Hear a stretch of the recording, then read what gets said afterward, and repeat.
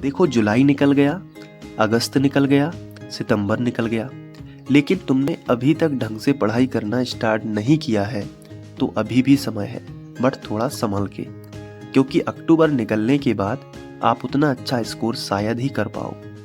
सबसे पहले तो आपको इस बात पर गौर करना होगा कि ऐसा कौन सा कारण है जिससे आपने शुरू के 3 महीने बिना पढ़े निकाल दिए। अगर आप उस कारण को ढूंढ पा रहे हो तो उसका कुछ हल ढूंढो, ताकि आगे से आपका टाइम वेस्ट ना हो, क्योंकि उसके बाद ही मेरी दी हुई टिप्स आपके काम की होगी। तो चलिए बात करते हैं। टिप नंबर 1, सभी से दूरी बना लो। देखो, अब अक्टूबर लग चुका है और बोर्ड एग्जाम है, कोई मजाक की बात तो है नहीं, इसलिए अपने आप को एकाग्र रखने का प्रयास करो। जितने भी आपके फालतू के दोस्त हैं उनसे दूरियां बना लो और कोशिश करो कि किसी भी रिश्तेदारी में, शादी में कहीं ना जाओ और पूरा फोकस अपने अध्ययन पर ही हो। टीवी, मोबाइल का सीमित उपयोग करो।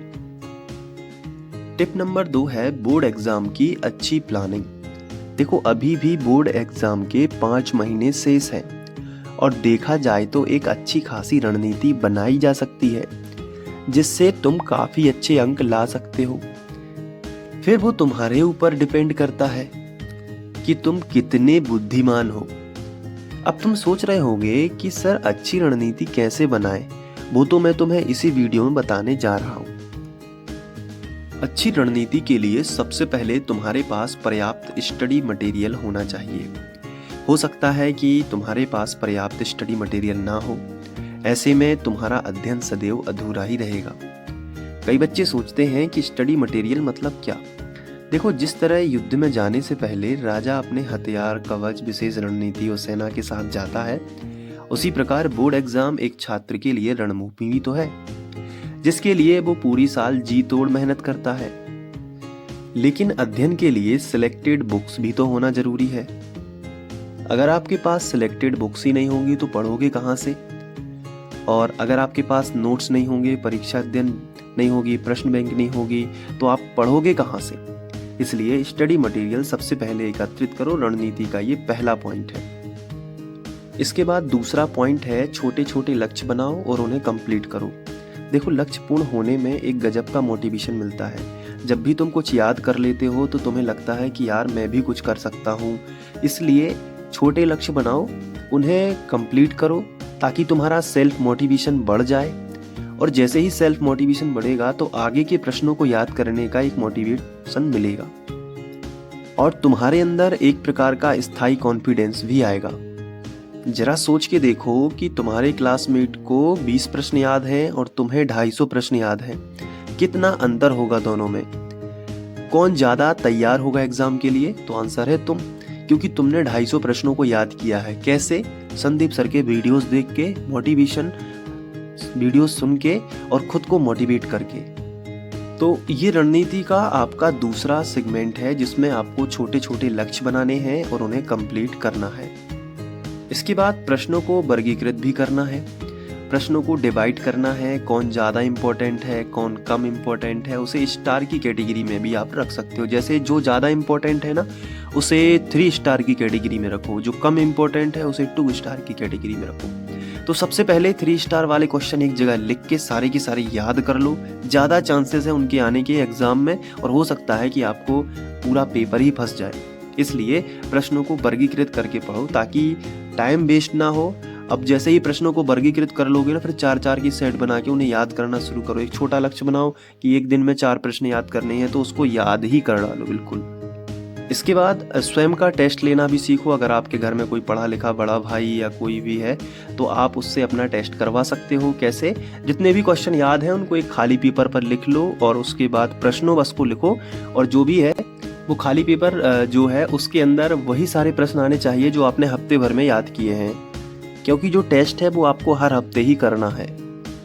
और वो पेपर किसी घर के सदस्य को दे दो कि चलो इसमें टिक लगा दो, तो 5 टिक वो लगाएगा अपने हिसाब से। और अब उन 5 प्रश्नों को आप देखोगे कि कौन कौन से टिक लगे हैं, फिर उनका आंसर लिखना शुरू करो और देखो कहाँ मिस्टेक हो रही है। ये सब चीज़ें मैं जुलाई से ही आपको बताते आ रहा हूँ। यही एक बेस्ट रणनीति है पढ़ने के लिए, तो इसका खास ध्यान रखो। और साथ में ध्यान रखना कि सेल्फ स्टडी पर फोकस आपका ज़्यादा हो। देखो, कोचिंग स्कूल जाने के बाद कई बच्चों के पास टाइम नहीं बचता है, लेकिन सेल्फ स्टडी करना बेहद ज़रूरी है, क्योंकि वहीं से आपको एक अच्छा मोटिवेशन भी मिलेगा और साथ में अपने अध्ययन को आगे पुश भी कर पाओगे। क्योंकि जब खुद से पढ़ते हो तभी कुछ होगा। आप कोचिंग जाओगे तो कोचिंग में तो केवल ये बताया जाता है कि इस चीज़ को करना कैसे है, अब करना तो तुम्हें ही है ना। इसलिए अब जब खुद नहीं करोगे, टाइम नहीं मिलेगा, तो फिर क्या होगा। इसलिए ध्यान रखना कि सेल्फ स्टडी ज़्यादा से ज़्यादा आपकी हो। और रिवीजन तो अपने आप में एक बहुत ही इम्पोर्टेंट चीज़ है। जितना ज़्यादा आप रिवीजन करोगे उतना फ़ायदा होने वाला है। आप जैसे आज आपने 4 प्रश्न याद किए हिंदी विषय के, तो अगले दिन जब पढ़ने बैठो तो उन 4 प्रश्नों को एक बार फिर से देख लो। पूरा मत पढ़ो, देख लो कि क्या क्या था।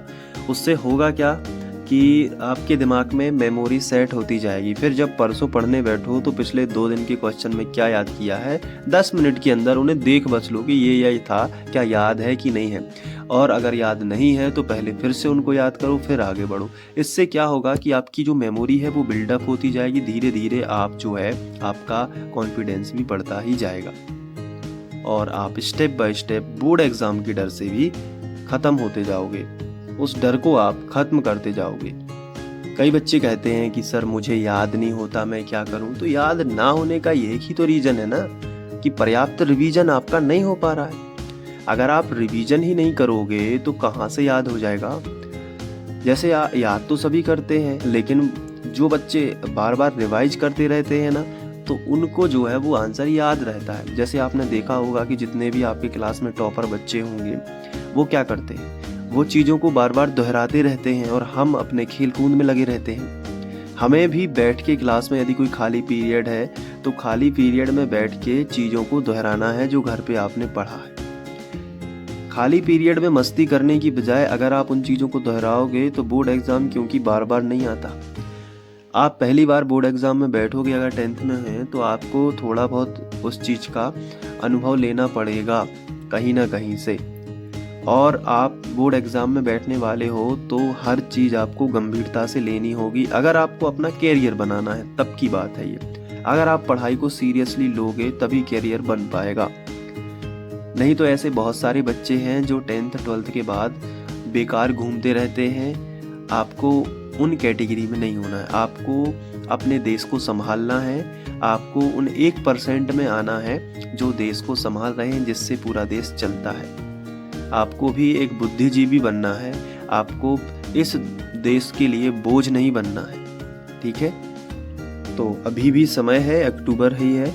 अक्टूबर से लग जाओ पढ़ाई करने में। जितना ज़्यादा हो सके उतनी ज़्यादा पढ़ाई करो, अपनी क्षमता भर पढ़ाई करो। सुबह जल्दी उठ जाया करो और रात में 10 साढ़े 10 तक पढ़ाई किया करो।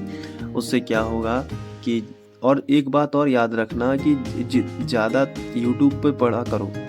उससे क्या है, सारी इन्फॉर्मेशन है यूट्यूब पे, तो आप यूट्यूब पे पढ़ाई कर सकते हो। लेकिन कि ज़्यादा लंबे लाइव मत लिया करो, क्योंकि लंबे लाइव में क्या होता है, कभी कभी टीचर कमेंट ही पढ़ते रहते हैं, बच्चों से ही बातचीत करते रहते हैं। उससे आपका टाइम वेस्ट होगा। तो मैं तो प्रेफर करता हूँ रिकॉर्डेड लेक्चर। जितने ज़्यादा रिकॉर्डेड लेक्चर आप देखोगे, क्योंकि रिकॉर्डेड में क्या होता है, शॉर्ट में होता है सब, और बहुत ही कम टाइम वाले वीडियो आप देखा करो। उससे क्या होगा कि आपका टाइम सेव होगा, कम टाइम में आपको ज़्यादा कुछ समझ में आएगा। और लाइव तो जब ज़रूरी होता है, जब आपके पास पर्याप्त टाइम है, आप स्कूल भी नहीं जा पा रहे हो, तब का लाइव जो है ज़्यादा सही रहता है। तो अब ये था मेरा सजेशन अक्टूबर को लेकर। अक्टूबर में आप पढ़ाई कर सकते हो। आगे इसके बाद हो सकता है कि आप कुछ पढ़ने लगो। और चैनल पर मैथमेटिक्स उपलब्ध है, बाकी चीज़ें साइंस वगैरह भी हैं, तो आप एक बार चेक कर लेना। और मिलते हैं किसी नेक्स्ट वीडियो लेक्चर में। तब तक अपना ध्यान रखना। Thank you.